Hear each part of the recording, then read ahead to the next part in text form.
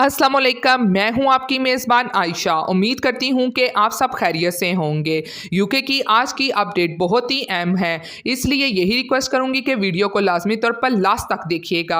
और हमेशा की तरह यही रिक्वेस्ट है कि हमारे चैनल पर अगर आप न्यू हैं तो चैनल को लाजमी तौर पर सब्सक्राइब कीजिए, वीडियो को लाइक कीजिए और शेयर कीजिए।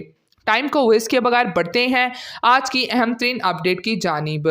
यूके सेटलमेंट का फास्ट ट्रैक शुरू। अब आपके लिए बेहतरीन मौका जिसके ज़रिए अब आप खुद से 3 से 7 साल तक खुद कम कर सकते हैं। जी हाँ, यूके ने अपना नया इमिग्रेशन से सेटलमेंट फास्ट ट्रैक सिस्टम जो है वो जारी कर दिया है और जिसके यूज़ से इमिग्रेंट सेटलमेंट के टाइम पीरियड को 3 साल से लेकर 7 साल तक कम कर सकते हैं। तो अब इमिग्रेंट्स को इसने फास्ट ट्रैक सेटलमेंट को हासिल करने के लिए क्या करना होगा जिससे इनका सेटलमेंट का वक्त कम हो जाए। जैसा कि ऐसे काफ़ी इमिग्रेंट्स हैं जिनके 15 साल का वक्त है सेटलमेंट को हासिल करने का, तो वो भी इस 15 साल के वक्त को कम करके 7 साल पर लेकर आ सकते हैं। तो चलिए आज की बहुत ही इंपॉर्टेंट इंफॉर्मेशन को आपके साथ डिटेल्स के साथ शेयर करती चलो।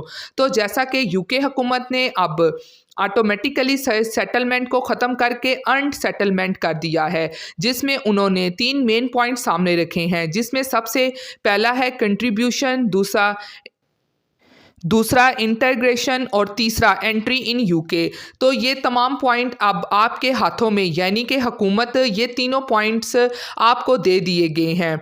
आपका जो सेटलमेंट का वक्त है इसको कैसे कम करना है, तो इस हवाले से जो यूके गवर्नमेंट ने फ्रेमवर्क जारी किया है तो उसके मुताबिक जो इन्फॉर्मेशन है वो अब आपके सामने पेश की जाएगी, जिसको स्क्रीन पर खुद से देख सकेंगे, जिसमें आपको मैं बताऊंगी कि आप अपना सेटलमेंट का टाइम पीरियड किस तरह से कम कर सकते हैं। तो वो पॉइंट कुछ इस तरह से है कि यूके में सेटलमेंट होने का फर्स्ट पॉइंट है applicant has competency in English language at C1 level under the Common European Framework of Reference for Languages। तो अगर इस पॉइंट को आप हासिल कर लेते हैं तो आपका 1 साल की जो एडजस्टमेंट है उसमें आप उसको सेट कर सकते हैं।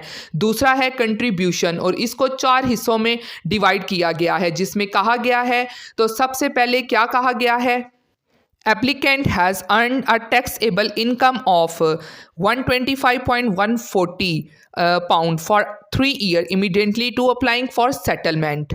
तो अगर आप 3 साल के अंदर 125.140 पाउंड अर्न करते हैं तो गवर्नमेंट आपको छूट दे देगी, वो भी 7 साल की जो सेटलमेंट का वक्त है उसको कम करती है। इसी तरह इसका नेक्स्ट जो पॉइंट है वो कुछ इस तरह से है कि applicant has earned a taxable income of 50.270 pound for 3 years immediately to applying for settlement. तो इसमें अब ये है कि अगर आपको यूके में रहते 3 साल का वक्त हुआ है और आपकी इनकम 50,270 पाउंड बनती है तो गवर्नमेंट आपको 5 साल की छूट दे देगी। इसी के साथ अब बात करते हैं तीसरे पॉइंट की। Applicant has been employed in a specified public service occupation for 5 years। तो अगर आप गुज़श्ता 5 साल से पब्लिक सर्विस ऑक्यूपेशन के साथ काम करते हैं तो हुकूमत आपको 5 साल की छूट देगी। अब बात करते हैं चौथे नंबर पर। Applicant has worked in the community volunteering etc। तो इसी तरह अगर आप यूके में रहकर किसी भी इंसानी हकूक़ की तंजीम के साथ काम करते हैं तो यूके गवर्नमेंट आपको 3 से 5 साल की छूट दे देगी। अब बात करते हैं तीसरे पॉइंट की, जो कि एंट्री एंड रेजिडेंस, जिसमें यूके हुकूमत ये कह रही है कि applicant holds a permission as the parent partner child of a British citizen and meets core family requirements.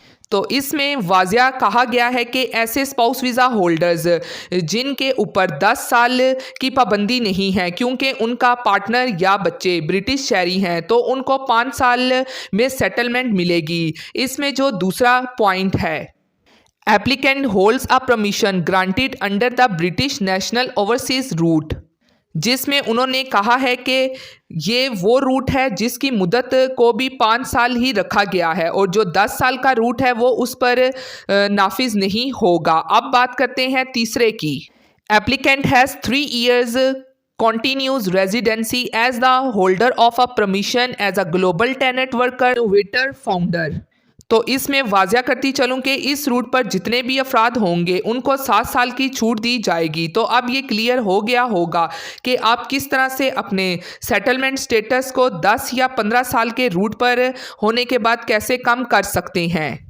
इसी के साथ दूसरा पहलू को भी वाज़िया करती चलूँ, जिस पर हुकूमत ने वाज़िया कह दिया है कि अगर आप इस पर अमल नहीं करेंगे तो इस टाइम पीरियड में इजाफा कैसे होगा। तो इसका दूसरा पहलू ये है जिसमें हुकूमत ने 2 पॉइंट जारी किए हैं। पहला है कंट्रीब्यूशन और दूसरा है एंट्री एंड रेजिडेंस। तो जो पहला है उसमें गवर्नमेंट कहती है कि applicant has been in recipient of public funds for less than 12 months during route to settlement।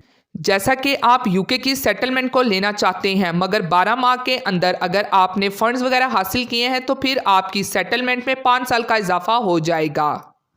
इसी तरह नेक्स्ट है जी, applicant has been in receipt of public funds for more than 12 months during route to settlement. तो इसमें ऐसे लोग जो public fund और बेनिफिट जो हैं वो हुकूमत से लेते रहे हैं 12 माह तक, तो उनकी भी जो एप्लीकेशंस हैं सेटलमेंट की उनमें भी इजाफा कर दिया जाएगा, वो भी 10 साल का। अब बात करते हैं एंट्री एंड रेजिडेंस क्या है। तो applicant arrived in the UK illegally for example via small boat. तो जी हाँ, जो ऐसे अफराद के लिए सेटलमेंट का रूट 20 साल का होगा। इसी के साथ नेक्स्ट क्या उन्होंने बताया है जी कि applicant enter the UK on a visit visa. तो ऐसे तमाम अफराद जो यूके में विजिट वीज़ा पर आए और उसकी खिलाफ वर्जी की तो उनकी सेटलमेंट को भी 20 साल का इजाफे का सामना करना होगा। नेक्स्ट है applicant has overstayed a permission for 6 months और मोर। तो ऐसे तमाम अफराद के लिए भी 20 साल का इजाफा कर दिया गया है।